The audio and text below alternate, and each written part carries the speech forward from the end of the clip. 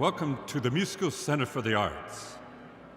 To avoid disruption to performers and fellow audience members, please turn all mobile devices completely off. We would like to remind you that photography and video recording of this performance is strictly prohibited. Also, take a moment and locate the nearest emergency exit to your seating area.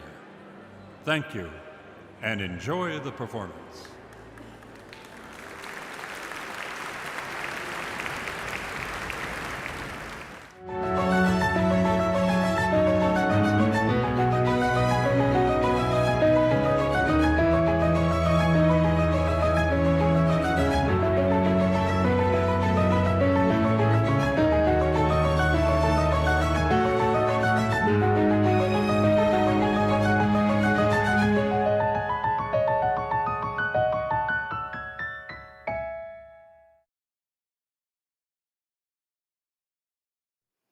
Hello, I'm Richard Bryant, Executive Director of Musco Center for the Arts at Chapman University here in Orange, California. It is my pleasure to welcome you to our 29th and final at the Musco online event of the season, and a very important one at that. With us tonight is Santa Ana's all-Latina theater ensemble, Breath of Fire. It's led by theater maker, producer, performing artist, educator, and my friend, Sarah Guerrero. Sarah played a pivotal role in establishing our first Heartbeat of Mexico festival in 2016, and we remain thankful for her leadership in helping the Latinx Staff and Faculty Forum, Dave Leavenworth, and the Musco team give early shape to the festival that it has become today. Now, Sarah returns with Breath of Fire and the COVID-19 Monologues. These performances are a touching way to give faces to the devastating COVID-19 death toll, illustrating the lives of ordinary people who passed and sharing their everyday battles and accomplishments with intimate detail and poignant insight. We invite you to join us in remembering those who have passed, and in so doing, perhaps find some comfort and inspiration for the future. As always, we encourage you to ask questions and start conversations in the live chat to the right of your screen. And now, here's our host, Musco Center's Napoleon Gladney. Thank you, Richard. Good evening and welcome to a special at the Musco online event with the Breath of Fire Latina Theater Ensemble. Please take a moment to like, follow, and subscribe to Musco Center on Facebook, Instagram, and YouTube. You can also join our email list for updates and view our full season of At the Musco online events and archives at muscocenter.org. We will be taking questions from our virtual audience, as Richard mentioned, so please type your questions in the chat. In just a few moments, we will welcome a few of the talented writers that are centering the lives of those that we have lost to COVID-19 in their beautiful work. Before that conversation and the presentation of their impactful pieces, I am so honored to welcome Breath of Fire Latina Theater Ensembles, Sarah Guerrero and Diana Burbano. Welcome. Thank you. Thank you. Before we begin, Breath of Fire would like to acknowledge that we produce on the traditional, ancestral, unceded territory of the Ahashiman Wanero and the Tongva Gabrielino First Nations, on which we are presenting today. Thank you. Again, my name is Sarah Guerrero, the founding artistic director. And I'm Diana Burbano. I'm the literary director. Breath of Fire was founded in 2003. Breath of Fire Latina Theater Ensemble is a 501c nonprofit award-winning only Latina theater company in Orange County based in downtown Santa Ana, the corazon of the county. And we came into existence to support the work and enrich the lives of the Latinas in the performing arts. And through our mission, we strive to serve as an incubator for underrepresented voices in theater by providing programming that offers guidance in the art of storytelling. Our workshops bring seasoned writers, playwrights, and actors to facilitate high-quality theater-making workshops for our local Orange County residents and surrounding communities at no cost. And no one is ever turned away for lack of experience. Our programming is partly made possible through an artist residency through the California State University of Fullerton's Grand Central Arts Center in downtown Santa Ana, and where our home base is, and mostly by donations made possible by individual supporters. Want to support donate. Please keep up to date with our upcoming programming projects from now on our online newsletter, Facebook, Twitter, Instagram pages, and our website, breathofFire.org. And for everybody out there who's a writer or who doesn't think they are but want to be, we encourage all kinds of writing, and we're having a third round of our COVID monologue to honor the folks who have died from COVID. And so if you're interested in writing a monologue, which you'll see a whole different variety if you go on our YouTube page and check out the playlist, they come in all forms, all shapes and sizes, and sometimes they're anonymous, sometimes they're not. So if you feel so compelled, we'd love to invite you to submit your own piece. Our third call for submissions is going to be June 25th through September 25th, 2021. You're going to choose the story of someone who passed from COVID, and you're going to write a one-page monologue that leans towards celebrating and memorializing life. And it can be said by anybody, and it can be left up to your interpretation and style. Okay, we're going to collect the stories, and we're going to just to say that we share them with everybody. If anybody else wants to do this project, this is not something that we say this is our project, we want to hold on to it. Any other theater company is welcome to take this and run with it. We'd be super, super happy for that. Thank you.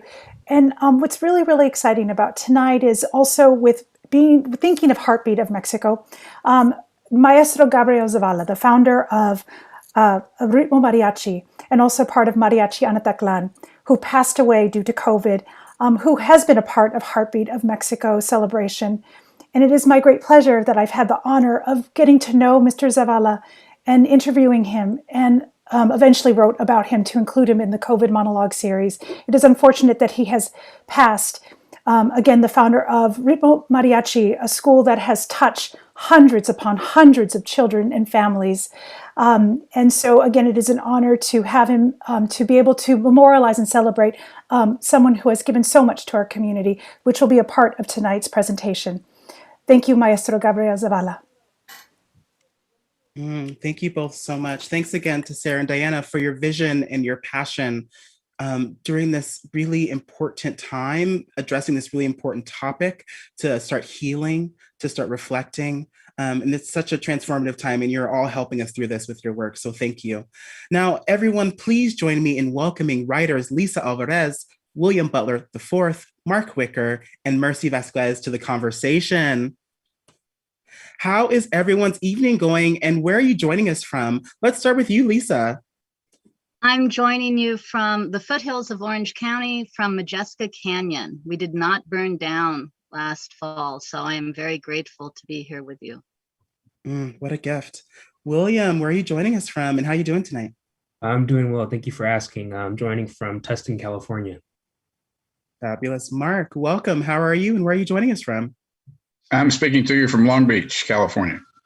Fabulous. And Mercy, where are you joining us from? I'm in Los Angeles.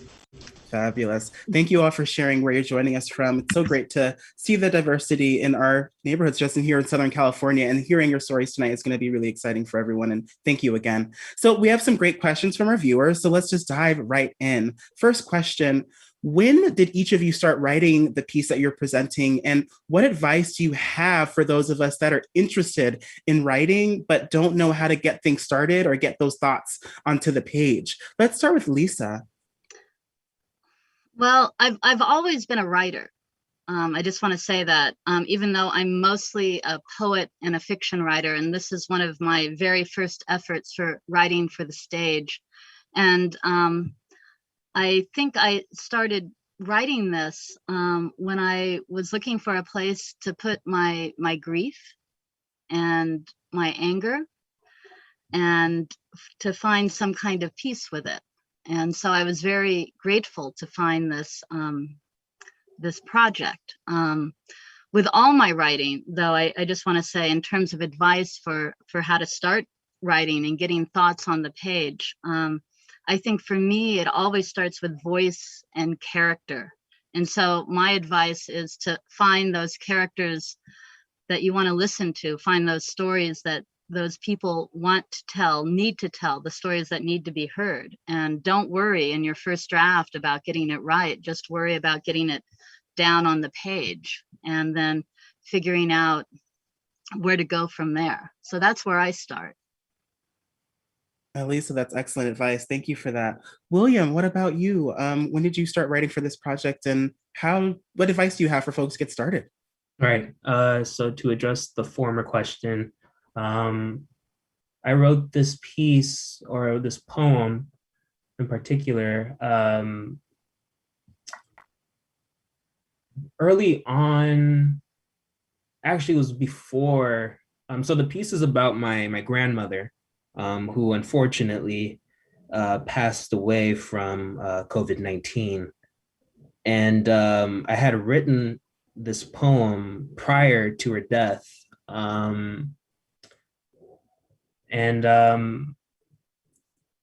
for the latter question, I guess the advice that I have for those who are trying to get into writing is to essentially kind of reiterating what Lisa had already said, and that is to not worry at all about the inner critic and just write without editing, just getting the ideas and thoughts onto the page. That's great advice. Thank you. And thank you for sharing about your grandmother. Thank you. And so sorry for your loss. Thank you. Mark, can you tell us more about starting to write this project and any advice you have for those interested in getting thoughts onto the page? Well, I wrote for the first round of the project about a young man in Nashville who made suits for ministers, and that was his calling, and he was very proud of doing that. And he unfortunately died when he was 30 years old. And I wanted to write about somebody else from everyday life for this project, but I was listening to as I often do, listening to a John Prine album, and I thought, well, that's a person who's been in everyday life for all of us, and I thought it would be good to kind of incorporate some of his music and some of the thoughts that we had about a tremendous artist who really cut across all the cross sections, and wrote about him. As far as writing goes, it's kind of like jumping into a swimming pool. You just have to do it. I think you shouldn't be afraid of staying inside boxes, or you should be willing to take chances and just throw it out there and then clean it up later. But I think the biggest thing is just to get on with it, and also read. Whatever you read is going to, by osmosis, kind of leak into your writing. So read a lot and just go for it. That's great advice. Just put it out there. Don't be your inner critic. Just let it go. Let it rip. That's great. All right, Mercy, please tell us about why you started writing for this project and some advice you have for those trying to get thoughts on the page. Well, the good thing about going last is that I can echo to everything that was just said, because absolutely I agree. And in terms of getting words onto the page, and I'm a horrible procrastinator. So advice would be commit to at least writing things down on the page, and let the kinesthetic energy happen in order to get the ball rolling, and that typically works for me anyway. In terms of the inspiration behind this, again, echoing what Lisa said earlier, and that is there's anger and sadness surrounding my experience over this last year, and such incredible losses personally and also globally inspired it. My godmother passed away in a nursing home last year, and I also lost my father, who fortunately was with us at home. But having a vehicle to vent this sort of frustration and sadness and anger is how this piece manifested, which I started writing in, I would say, the fall. And it was, since this project was so incredibly open to interpretation, it really was present a monologue inspired by someone who has passed during this pandemic. I was able to really take in all the inspiration from the folks in my life who had similar experiences to what I imagine my godmother had, and I was able to sort of channel all of that into this piece. So even though it is inspired by her, it's really representative of so many of the lovely people in my life. Thank you for sharing that, Mercy. Thank you all for sharing. Next question, why is it so important for more voices, stories, and perspectives, and those stories of normal folks to be told in theater and other mediums? Let's start with Mercy. It's important. I have to say, as an artist, I'm a performing artist and a writer, a director, and also a teacher. And when I was growing up, I thought things only happened to white people, to be quite honest, because those were the only people I saw on TV and I saw in film.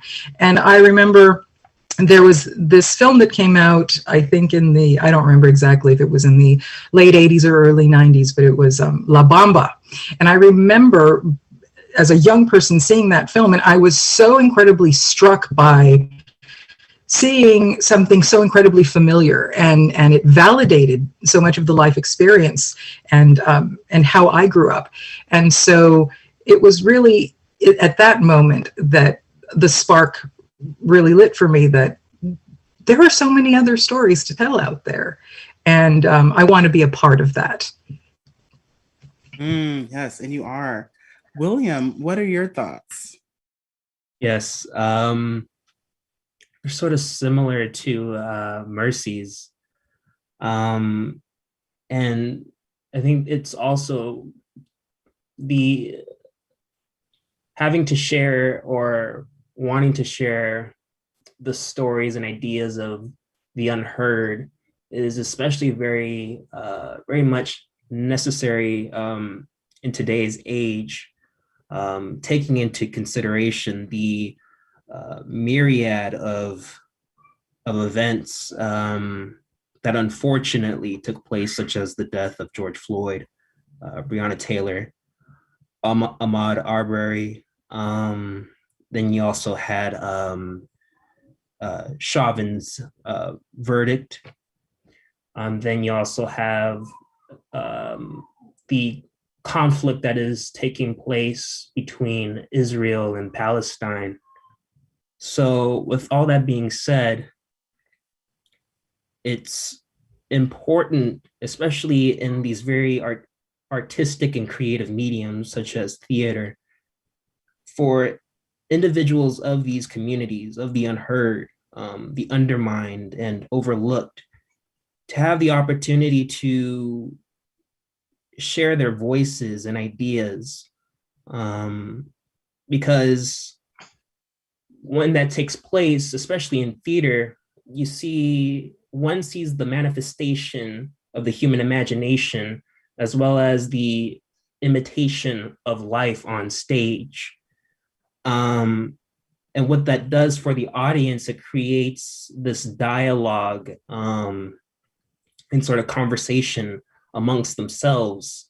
And it's an opportunity for them to sort of reflect and even sometimes reconcile with ideas with each other and even by themselves during either intermission and following the play, whatever it may be.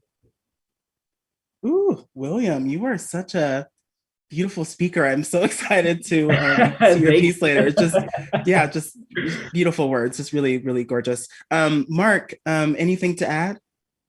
Well, I think when you look in the paper or hear on TV that 570,000 people have passed away, I mean, that's certainly an awful and staggering number, but it's hard for people to really grasp what that means. You know, you can compare it to the population of a state or something else, or say it's X number of 9/11s, but it's still difficult to do that. And I think when you actually isolate a person who passed away and have that person tell the story of their own life, and then you realize the families and the circles of friends that surround each one of them, and what a staggering amount of damage that's done to our society when you think about that many lives that have been changed and been been affected adversely by this disease. So I think that's one of the values of this project.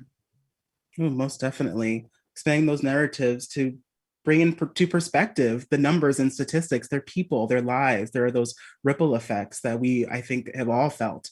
I think that's really, really poignant. Lisa, what about you? Any ideas on expanding narratives and adding more voices to theater and other mediums? I know you do.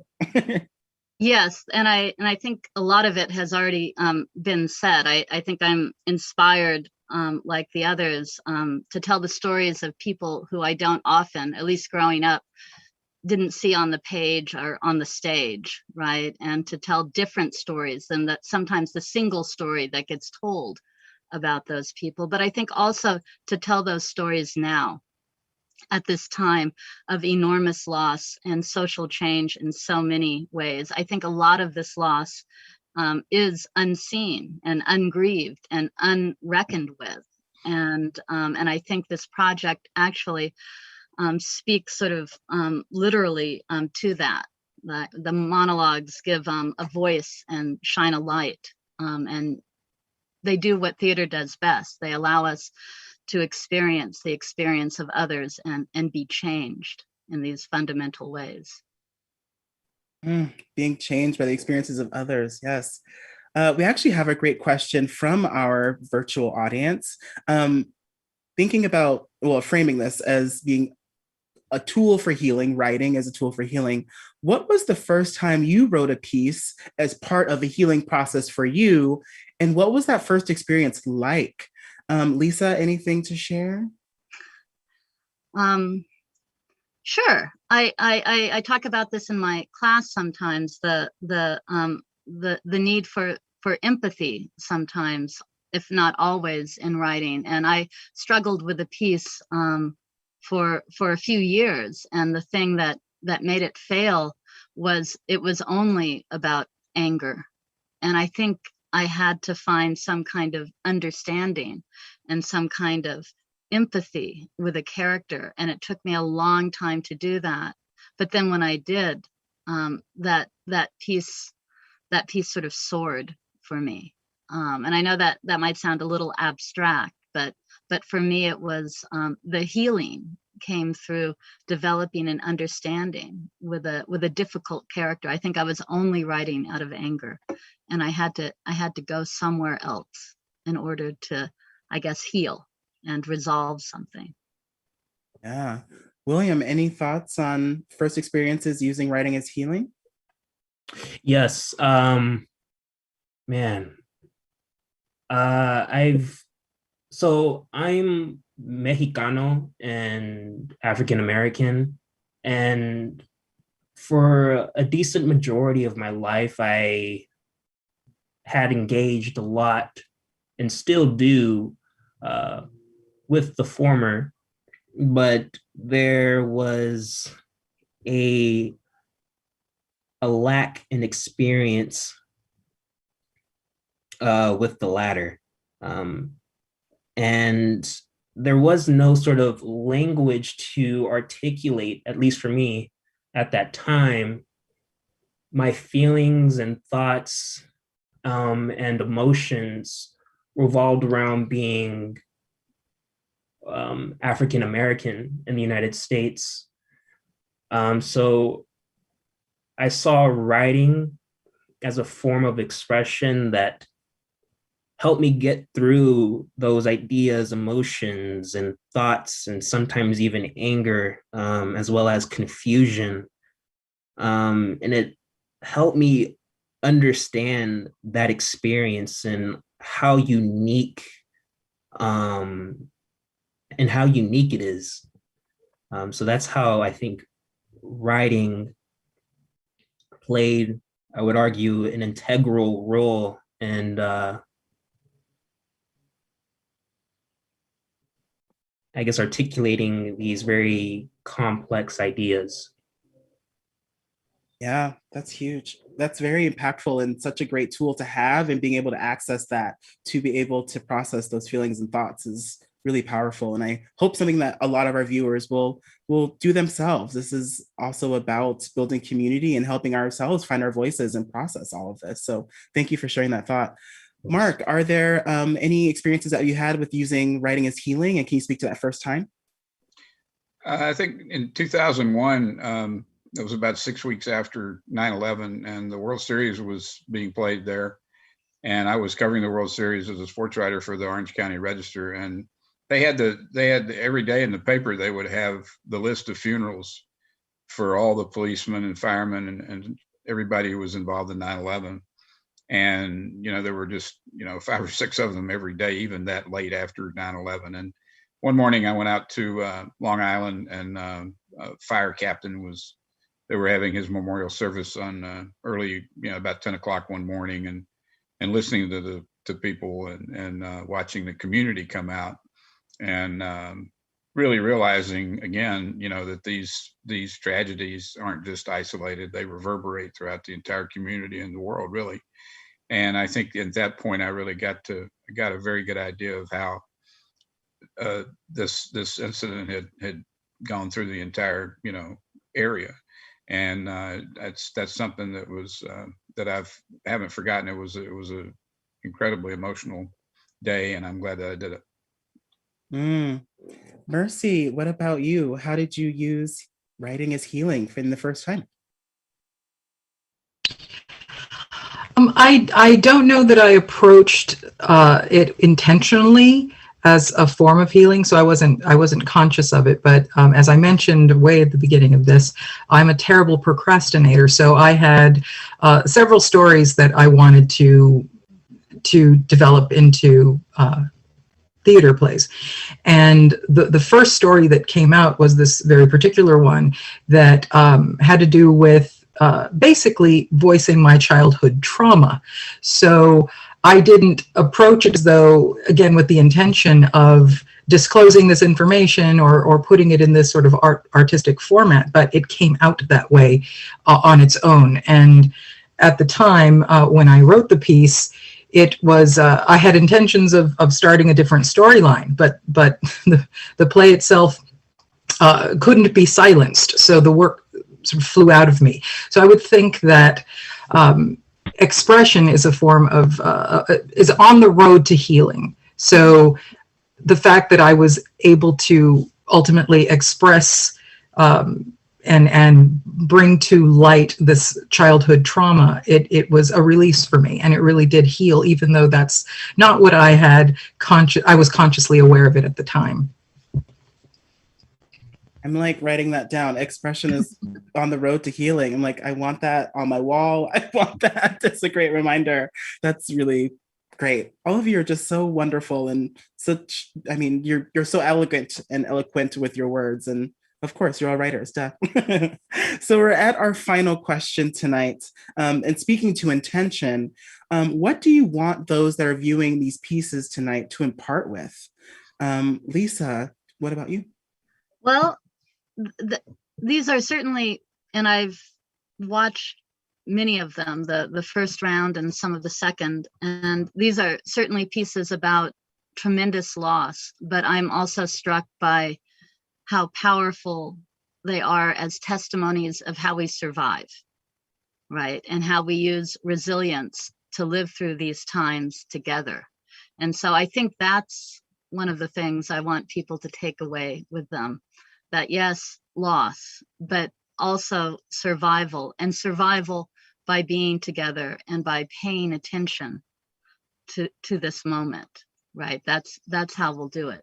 That's how we'll make what we're going toward better, right? Mark, what do you want those that are viewing tonight to impart with?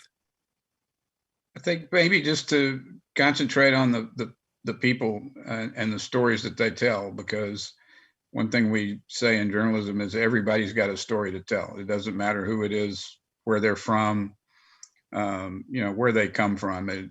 Everybody's got a very eloquent story to tell and a unique story. And by doing that, I think we can look at our own, the human condition more than anything else, and get, along with the grief, kind of celebrate the fact that that everyone has a unique life and everyone has different experiences. And I think in that way, it might go a little bit toward bringing people together. Yeah, most definitely. Mercy, your thoughts?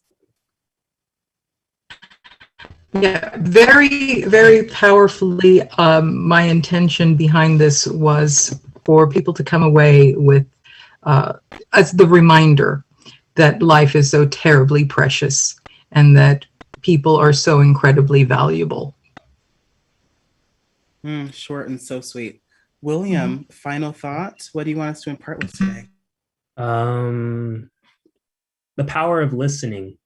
I think it's, well, at least for me, this pandemic and having to stay at home has really taught me the importance and how powerful listening is and can be.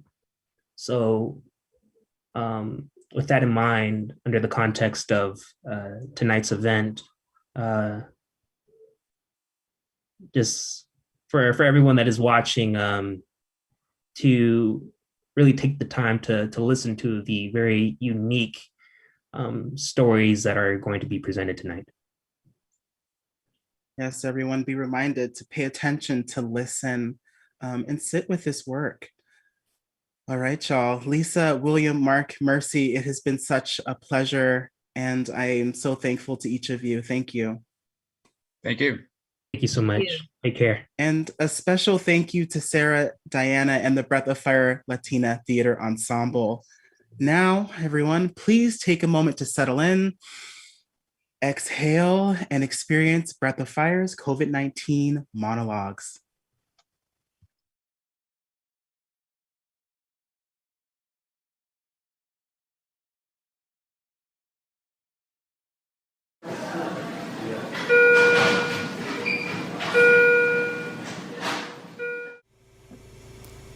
Such things I've seen.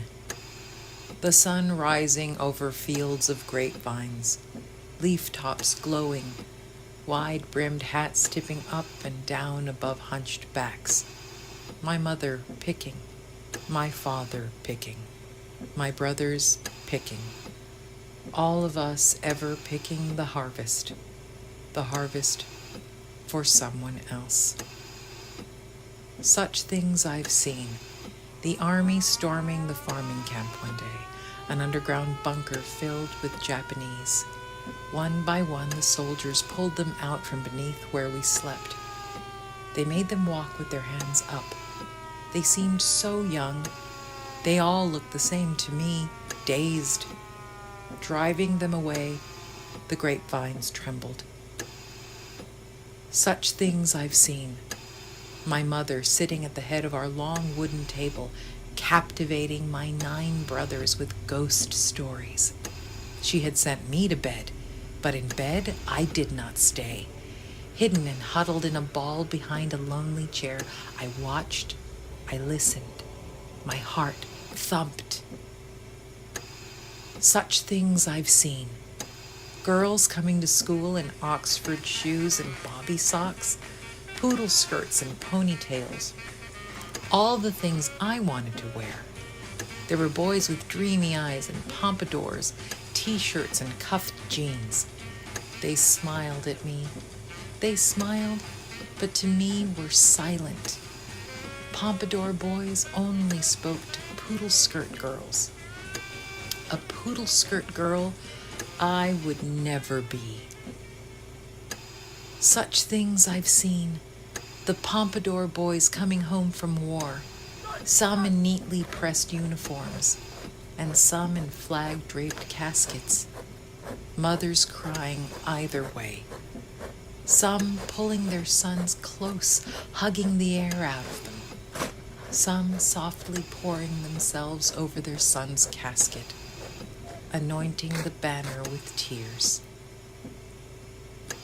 Such things I've seen. The roller coaster at Pacific Ocean Park, the biggest ride I ever laid my eyes on. It cranked up slowly, but so high you could see miles of ocean stretched in front of you. The air was clean up there. and for a moment, everything was still. Up there, you could breathe. Just before you could really drink it all in, the cart zoomed down so impossibly close to the water that the mist from the waves scraped your face. Salty skin and a grin to last for the rest of the day. Such things I've seen. Fats Domino singing Blueberry Hill in a tiny packed nightclub in LA. Not a white face in sight.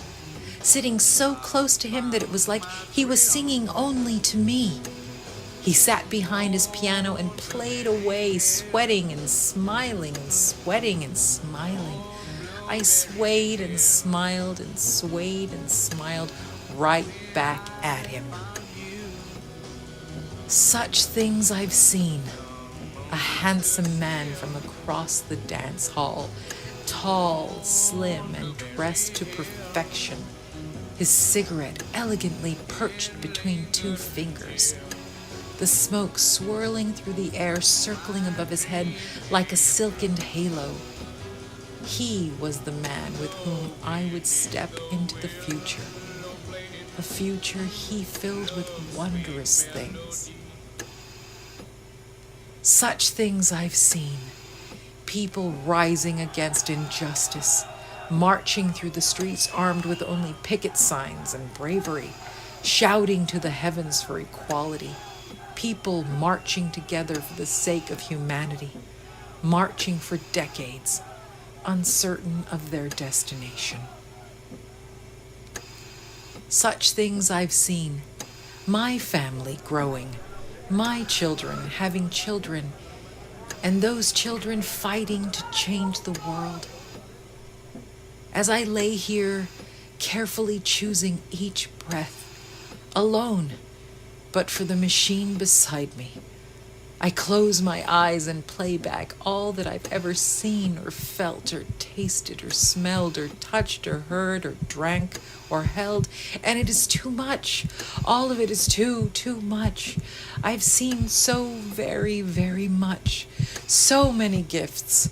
Love, pain, triumph, defeat, strength, frailty, loyalty, betrayal, hope, dismay, wealth, poverty, light, and darkness.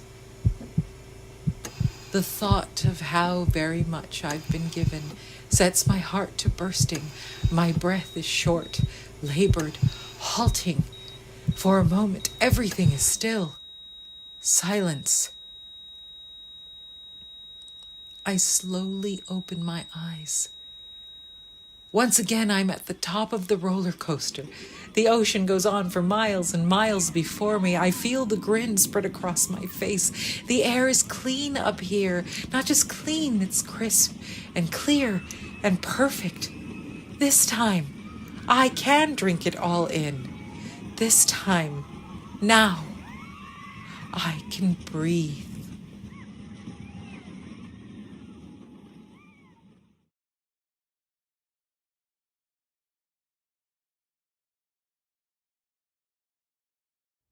Look, I'm not white. My family is not white. But we never asked for special treatment. My family came to this country and worked really hard to get where we are today. I worked too. My parents had me scrubbing floors and folding towels when most teenagers were out smoking pot and getting laid. When I was called names, like curry nigger and dot head. But I never used that as an excuse to ask for extra help. I learned to help myself. No, you don't get to lecture me. You, sitting so snugly with your new president and your token black VP. Oh, I know she's Indian and her name means a lotus flower or whatever. You look so surprised. Seriously, you should see your face right now. You assumed I was a liberal, just like everyone else in this bubble, didn't you? Shut up! You are lying. This is part of the reason why I'm here right now. I can't tell anybody who I really am. I would have no friends. I would not just have no friends, I would actually have enemies. My children have enemies. I have to teach them. Don't discuss politics with anyone. It's a private matter. I don't want to discuss anything with you. To me, you are a white female of privilege, a Karen. Is that even your name, Karen? Do you enjoy robbing a whole country of their president by ignoring claims of voter fraud? Do you love spouting doomsday scenarios about the end of the world based on some scientific bullshit? Do you think you're better than me because you compost or wear a mask running in the middle of nowhere? Or write, don't forget to vote postcards and send them to people in the deep south? It's all bullshit. You know why? Because we're all going to die anyway. So I want to make the most of my life right here and now. It's about me, and I don't care what it means for anyone else. This is America, right? Every person for himself. So I'm not going to change that pronoun to make you feel more comfortable. So fuck you!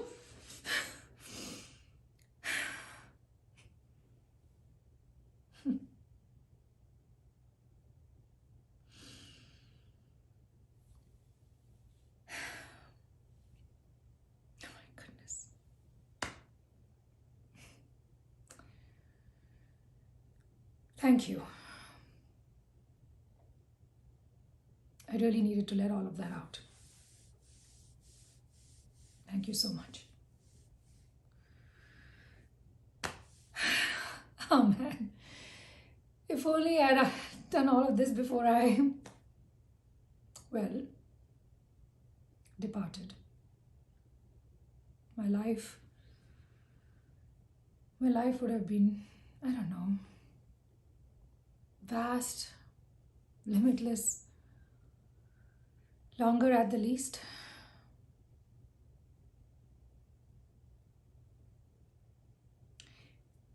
These conversations should have happened, right? I was too afraid, too paralyzed, I suppose.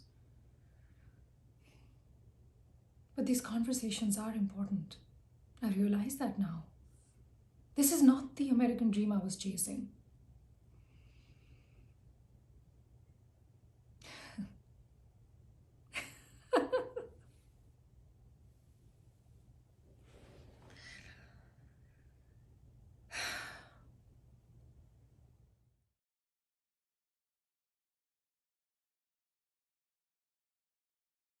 He was a New Orleans jazz legend long before his kids got famous. Ellis Marsalis. Born and raised in New Orleans, Ellis shared his talent with the world. Music flowed through his fingers at the piano. It flowed through his blood. Even his name was musical. You could riff on it for hours. Ellis Marsalis, Ellis Marsalis, Ellis Marsalis. New Orleans Mayor LaToya Cantrell called him the prototype of what we mean when we talk about New Orleans jazz. But his talent was bigger than that. Listen to the sublime musicology of his trio, or any of his work as a sideman for countless musicians.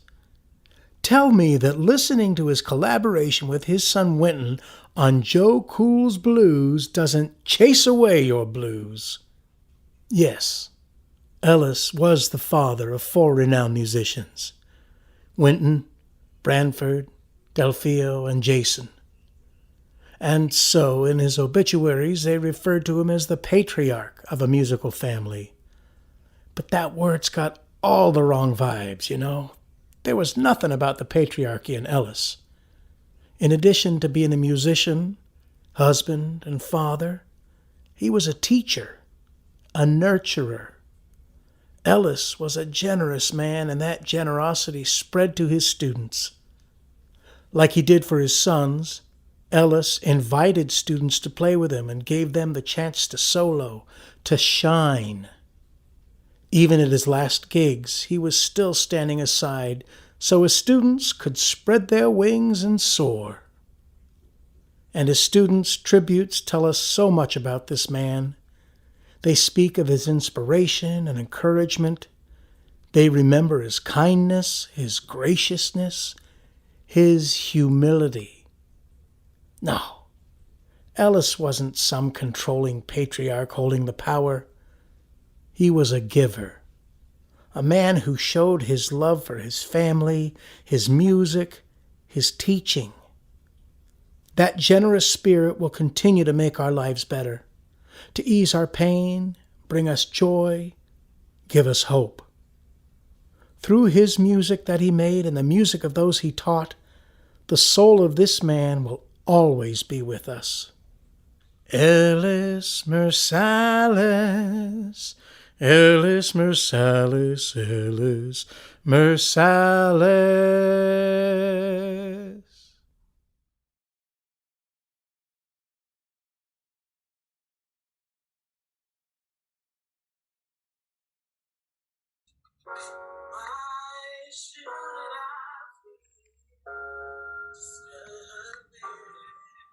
James Etta Butler, affectionately known as Etta, was born on September 24, 1937, in Knowlton, Arkansas, to the union of Jim and Doja Hargraves. She was the second of 6 sisters and 1 brother. She was previously married for many years to William Oscar Butler and was a proud parent of Rochelle Renee Butler Stevenson and William Oscar Butler II, affectionately known as Billy. I live for Etta through her love and compassion that's been passed on from her to her son, my father, and into me, her grandchild, William Butler IV.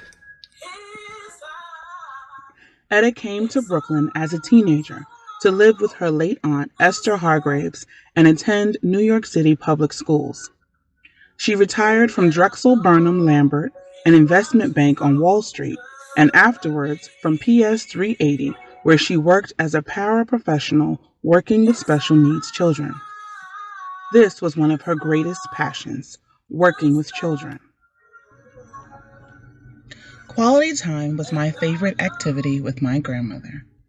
I loved just being in her presence and talking to her about any and everything. I loved that even though I shared her with my siblings and my cousins, there were some things that she set aside just for me and her to do. Saturday was the day Grandma did her errands, and if she had to go downtown Brooklyn, I was going because I knew after all the errands were done, we would end up at our spot, Junior's.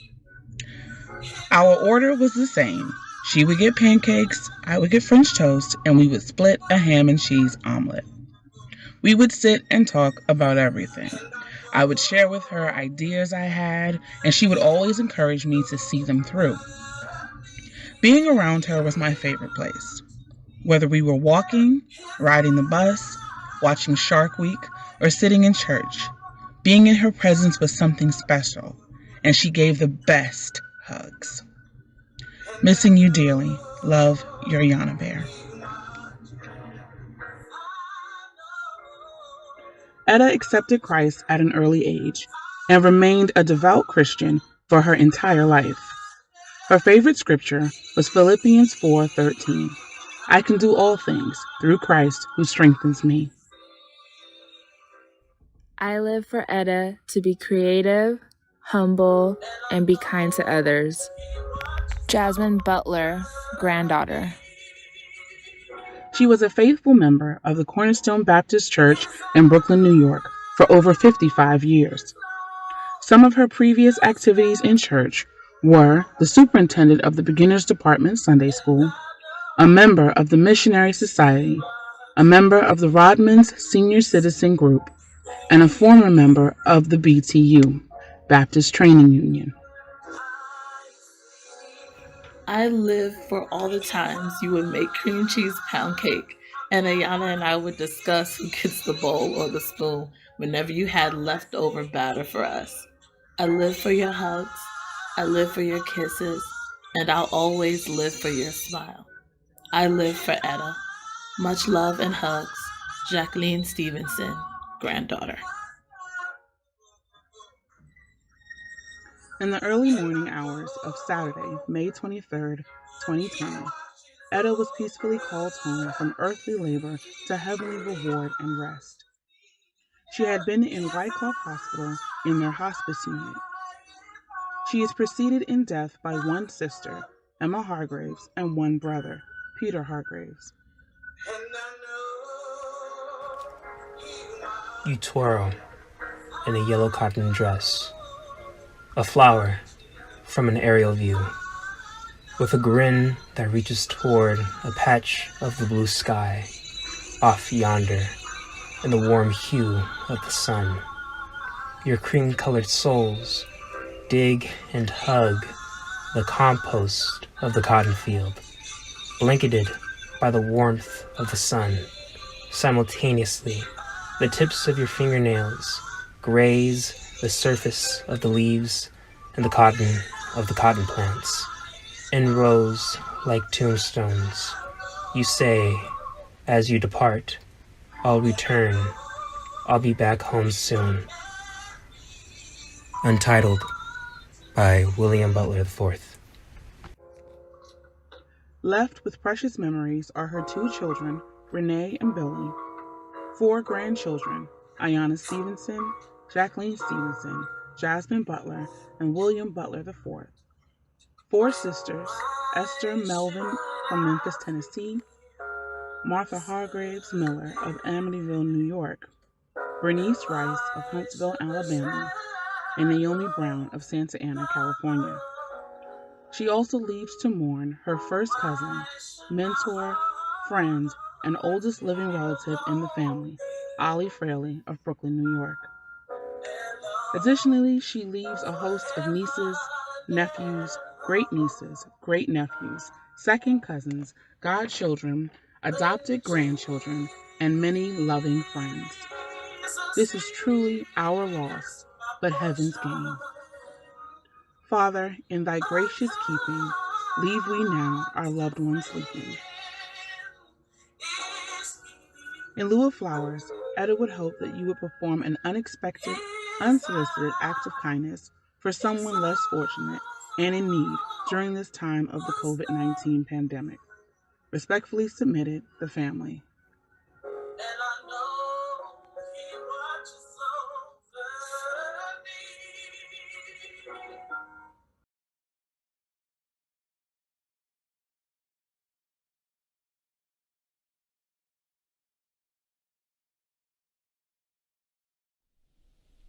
Me desperté y la primera cosa que pensé fue, ¿cómo chingados me morí?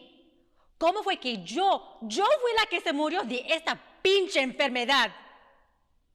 Dije, no, pues Dios me va a mandar al infierno en este momento, porque estaba encabronada con todos, con mis hijos por no creer, con la gente que salía cuando no tenían que. Y más que nada, con todos los cobardes, la gente que tuvo más miedo al miedo que nada. Por eso me morí, no por la enfermedad del COVID, sino por la enfermedad de los valientes falsos. No tenemos que vivir con miedo, tenemos que tener fe. Mamones. Lo valiente es aguantarse, tener fe que aunque se esté acabando el mundo, vamos a estar bien.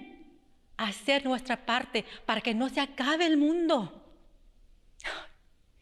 Era simple. Ponte la máscara, quédate en casa, no vayas a las pinches fiestas y así no se acaba el mundo. Unos van a decir, no exageres, Lupe, no se acabó el mundo. Pero el mío sí se acabó. Por su conveniencia, por su confortabilidad. ¿No me creen? Yo trabajaba en un mercado por allí. A principios de la pandemia, yo me compré mi máscara y mi desinfectante de manos. Yo no tengo miedo de decir que yo tenía miedo. Me valió madre y me traje mi máscara a trabajar. Me vio mi jefe. ¿Y sabes lo que me dice este güey? A mí no me vas a asustar el cliente. ¡Quítate eso! Y por eso me morí. Por la confortabilidad de otros. Por el miedo que mi jefe iba a perder su negocio. Porque yo iba a perder mi trabajo. Porque no había ayuda para nadie. Por el otro lado del miedo. El lado peor, el lado que nos dice yo primero. Por eso estoy encabronada.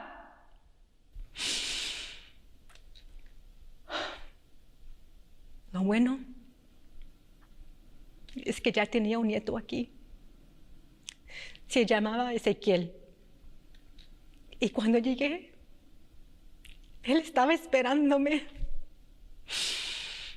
Me dijo, mira, nana, la otra gente, ellos, los valientes que no dejaron que se acabara el mundo, los miedosos que fueron valientes, perdieron mucho, su negocio, su tiempo, su cumpleaños, la gente que ellos amaron, sacrificaron, no fueron egoístas. Gracias a ustedes que sí han intentado lo mejor que pudieron. No le den caso a ellos. No fueron cobardes. A veces se necesita más fe para creer que lo peor ha llegado y continuar. La muerte te da una paz que no entiendo. Todo en lo que me puedo enfocar es en mi vida linda que tuve. Me llamo Lupe. Tenía 56 años. Tuve un esposo, un amor tan lindo. Mis hijas tan poderosas, futbolistas y más locas que la chingada. Mis nietos maravillosos y bien dragones. No les faltaba de comer, eso sí les digo. Me encantaba mi vida. Y aunque fue más corta de lo que esperaba, nunca me faltó.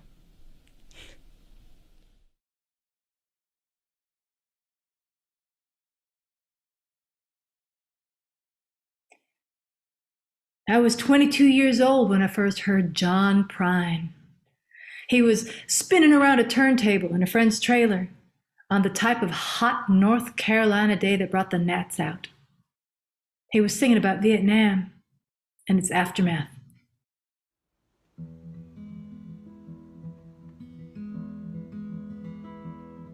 Sam Stone came home to his wife and family after serving in the conflict overseas. And the time that he served had shattered all his nerves, and he left a little shrapnel in his knees. But the morphine eased the pain, and the grass grew around his brain and gave him all the confidence he lacked. With a purple heart and a monkey on his back.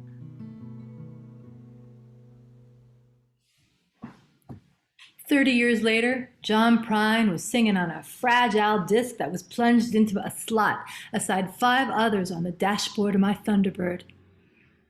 He was singing about his wife. Kisses that come all the way from China, kind of reminder of memories of Spain. If I get lost, you can always find her, standing right beside me in the rain. She is my everything, from her suntan shoulders down to the freckles on her wedding ring. Her feet so warm they can melt the snow in the early spring. She is my everything.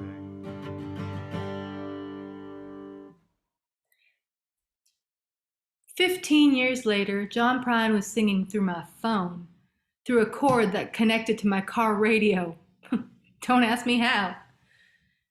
He was singing about what would happen when he died, a day he probably knew was coming soon. Then as God is my witness, I'm getting back into show business. I'm gonna open up a nightclub called the Tree of Forgiveness and forgive everybody ever done me any harm. I might even invite a few choice critics those syphilitic parasitics. Buy 'em a pint of Smithwick's, and smother 'em with much harm.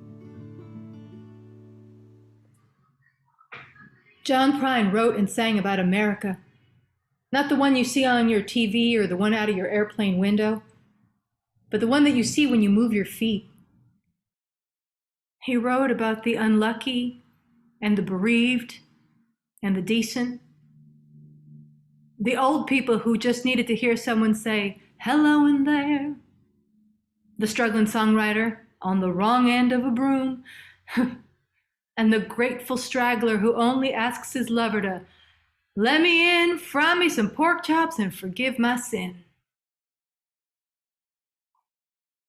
Those who laughed with him through the decades cried on April 7, 2020, when he died of COVID-19. He was 73. We'll keep looking, but so far we can't find anybody to sing about John Prine.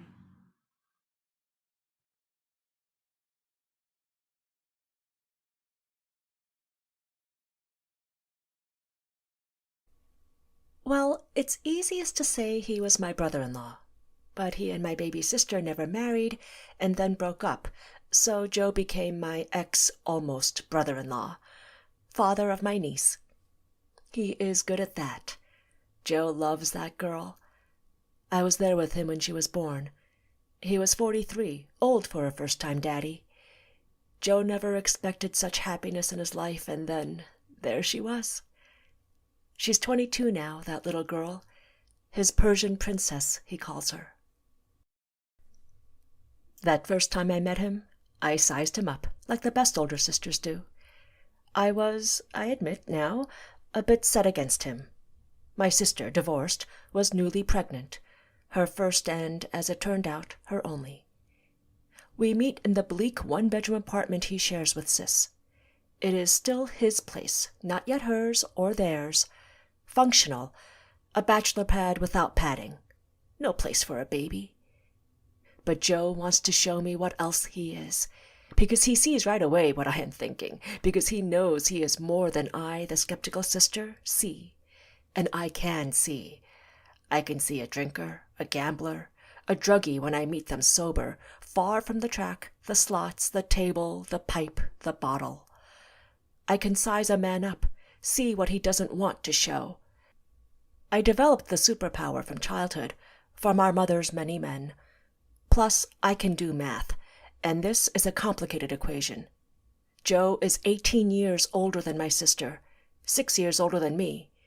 Of course, he is good-looking, tall and dark, all bold shoulders, bright flinty smile, plus an accent. My sister loves accents. Who doesn't? She takes after our mother, a creamy blonde. They stand there, the two of them, smiling, meaning well, hoping, wanting my approval.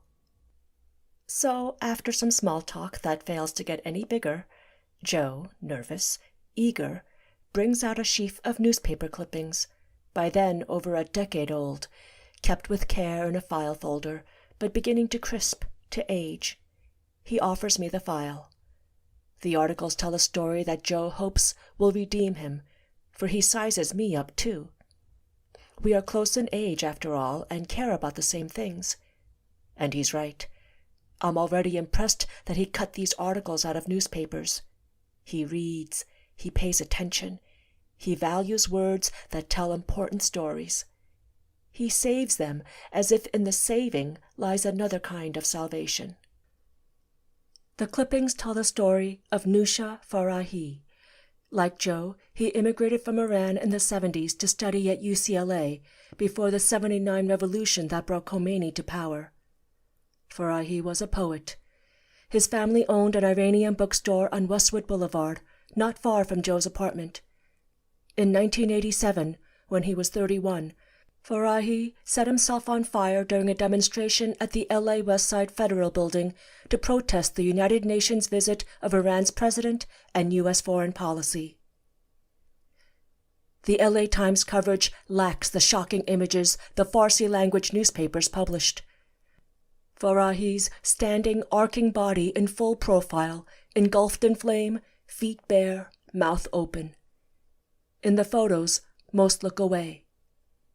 I was there, Joe says, tapping the papers with force. I knew him. I saw it. I won't forget it.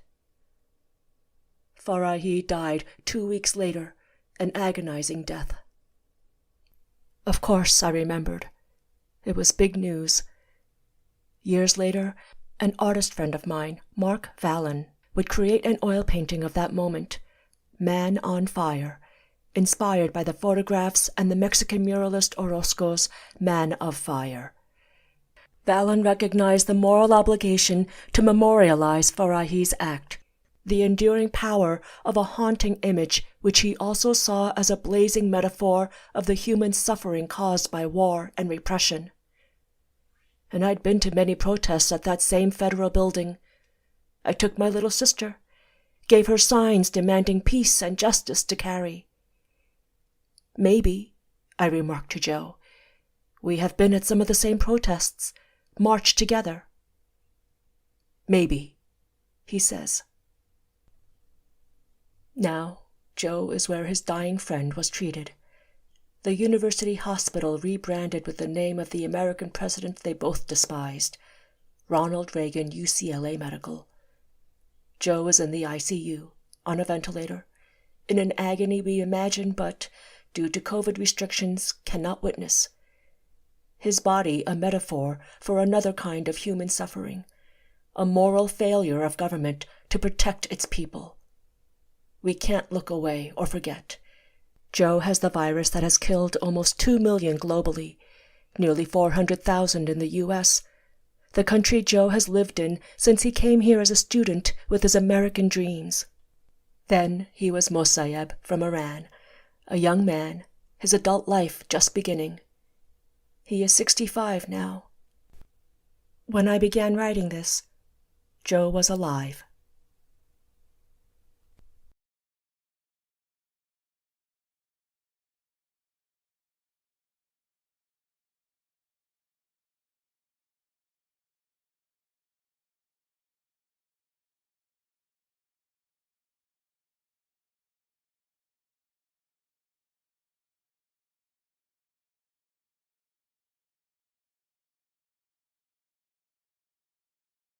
One, two, three. Damas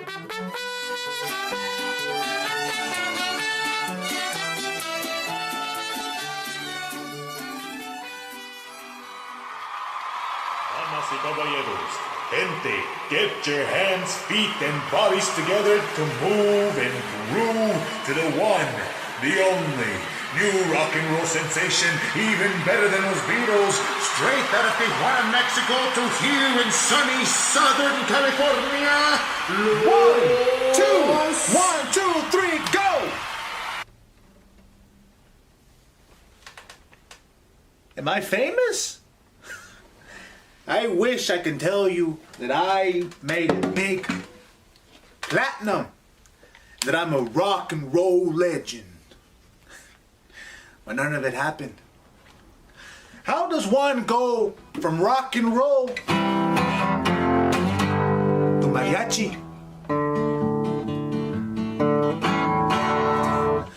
Well, being a mariachi was never a dream of mine. Back home, I saw them as drunks, playing in dirty, dangerous cantinas, always peddling their half-fast broken music with their poorly tended instruments and appearance. Hey, don't get me wrong. I'm very proud of my Mexican blood and home. And mariachi is one of the purest forms of music birthed out of Mexico. I dreamt of being a rock and roll star. But when I arrived in California from Tijuana, my rock and roll music and the scene I came from was behind in the times. I loved the music from the 50s. But in the United States, those Beatles were old news. And the Rolling Stones were on the rise. It was all about the psychedelics, the peace, the love, los hippies. I'm a good Mexican Catholic.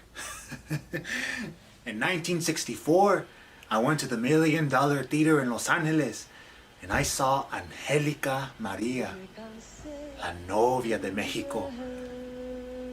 She was a vision, with her micrófono in hand.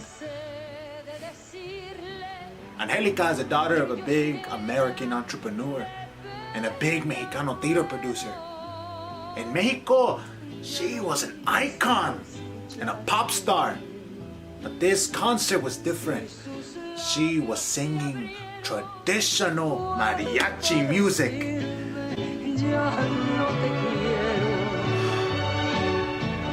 This concert was spectacular, and her musicians were an orchestra of mariachi. Can you believe that?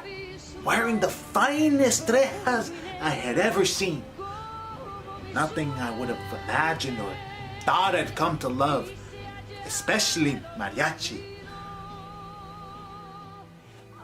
I went to my 7 brothers.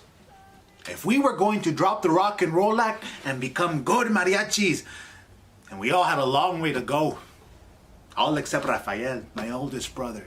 He is a skilled mariachi. And so we trained. Damas y caballeros, los 7 hermanos Zavala.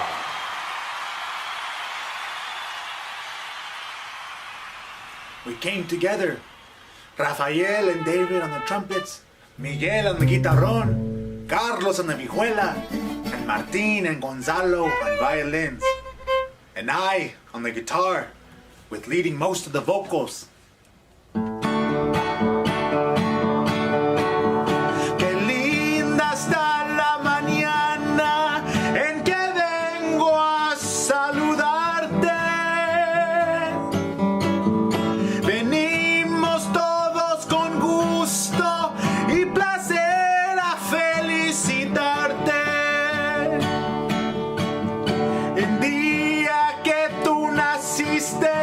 Nacieron todas las flores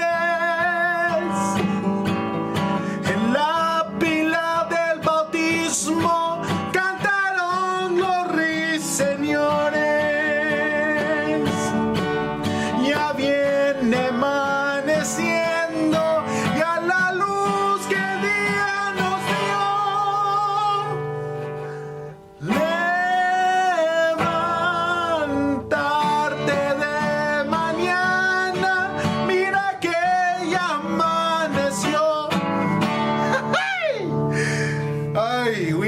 some impressive shows and a few recordings, and we played 10 years together, and we never made it big, but it inspired an even greater purpose.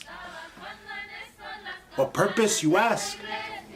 A mariachi program, an academy in Anaheim, California, Ritmo Mariachi Academy. Ritmo stands for Reaching, Helping Youth Through Our Heritage and Music Organization. For the first few years, we taught only guitar and singing. Little by little, we added more maestros and instruments. To the students, I became Tío Gabi. I would say to them, listen and watch.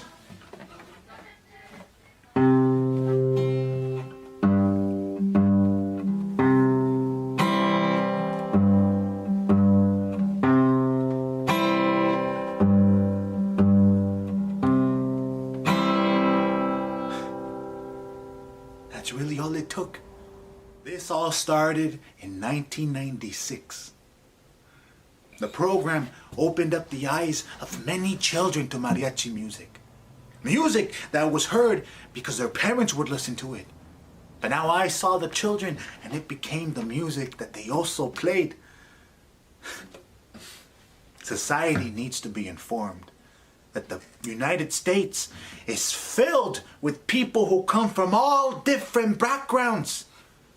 This is the reason why mariachi ensembles exist not only in Mexico, but all over the world, even Japan. Our classes range from beginner, intermediate, advanced, and a performance ensemble with those with more than 2 years of experience. They must learn to read music and be able to play at least 20 songs of mariachi repertoire. Now, I had so much going on in my life that I had no time to do something like this. But I did it. I saw the desire not only in the kids, but in their families. Moms and dads spoke to me here. Now, this has never been easy. And we still have a long way to go. There is so much I want to see us achieve. But who knows if I get to witness it all in my lifetime. But until my Maker calls upon me,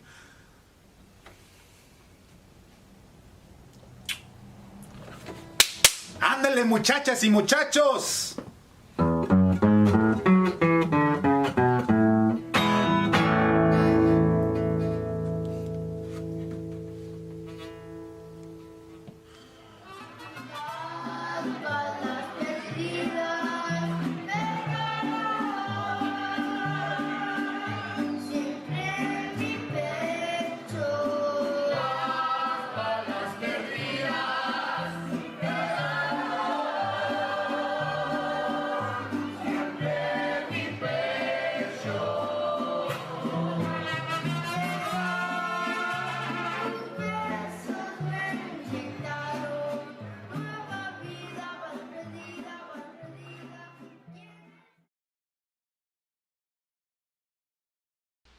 She cooks alone tonight, but I still see them together, Tia and Sobrina, wielding knives and wooden spoons over onion and pepper, garlic and sausage, tomato crush and dark red wine, singing their song of recipes and chisme and memories and marinara. When we travel by car, by train, the mountains, the sky, the thunderclouds were so many colors, never just black and white. I was taken from this current plague, COVID-19. Many did not know Tata had very bad asthma. And when you have asthma and contract this deadly disease, you do not usually get to stay here. Passionate and endlessly selfless and giving and honest and kind, and every positive adjective you could attribute to a human being was her. But the subject will always be beautiful to me. Rick Unterberg was a lovely man, breathtakingly funny, a terrific singer, and he played the piano with astounding virtuosity. He was a great guy and a great friend. My grandma always said, "You can do whatever you put your mind to." So I tried, and I succeeded a lot, more than I ever expected. I think of all the mixtapes and playlists I've made, one for every occasion. Attempts to seduce, breakup send-offs, birthdays, remembrances. Some just puzzling out how to say something I couldn't express any other way. He and his 84-year-old mother refused to wear masks, and they were just going in and out of public places and shaking hands with strangers and touching unsanitized surfaces. Then I get a terrifying text message from my landlady that read, "Please be very careful. Juan and his mother have COVID-19. She always had a bright smile. She was a smart, talkative, funny woman who asked me every week how me and my family were doing. And she told me all about hers, about her grandkids, and her husband who helped create cable news. Grandma was down for the ride, though. She had lived on her own 15 years since Grandpa passed away, and the novelty of it was wearing off. She celebrated, selling her house of 50 years and moving across the country into my aunt's house in an affluent neighborhood outside of Las Vegas. But I have heard him. I don't mean that I've heard of him, because while that is true, that's not what I mean. I mean, I've heard him. He was always cautious. Even before this whole COVID thing started, he would come home, take his shoes off outside, leave them out there, come in, leave his blanket and clothes in the garage for him to wash later on. And he would go. Those books were on the shelf in his room when he slipped away. That was as close as I could be to him, and it was all I could ask.